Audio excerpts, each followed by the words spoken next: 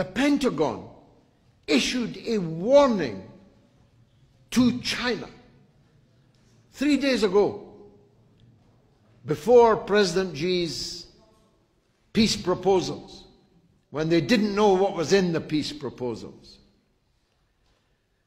There will be consequences for China should it decide to deepen its relations with Russia. Think of the arrogance, first of all, of that. We'll come to the stupidity.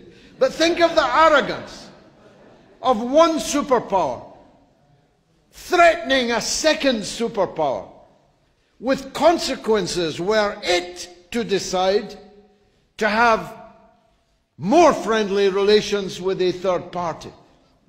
The sense of exceptionalism you must feel to think you're entitled to do that, to think you're entitled to warn other countries who they can be friends with. But let's turn to the stupidity of it. You know, from Richard Nixon and Henry Kissinger onwards, it was the policy of the United States to keep Russia and China as far apart as it was possible to keep them, and if possible, to keep them at each other's throats. In the last few years, the policy of the United States and NATO has made Russia and China virtually one country, certainly militarily and economically one country. And now they think China is going to obey orders from somebody called Antony Blinken. The days when China could be ordered around by foreigners is over.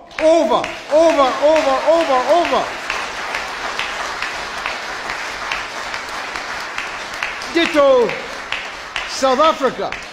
South Africa was warned. Why are you having joint naval exercises with the Russian and Chinese navies? As the leadership in South Africa pointed out,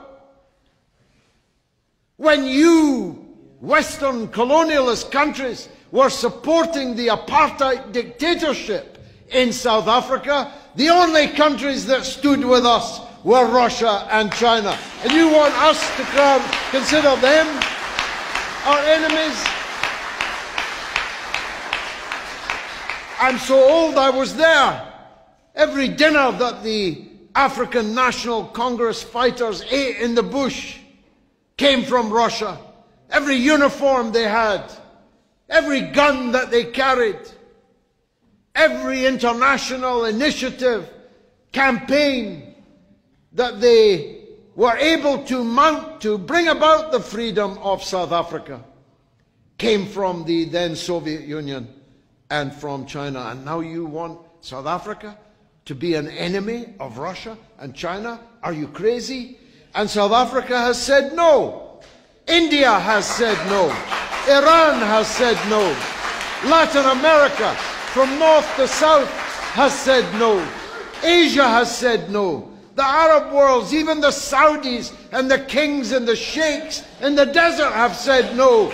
The world is not against Russia and China. Don't imagine you speak for the world.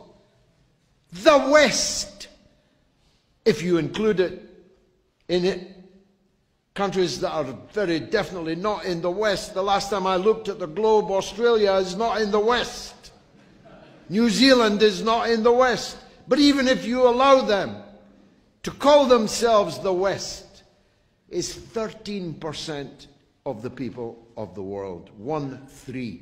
13% of the world's population lives in what could loosely be described as the West.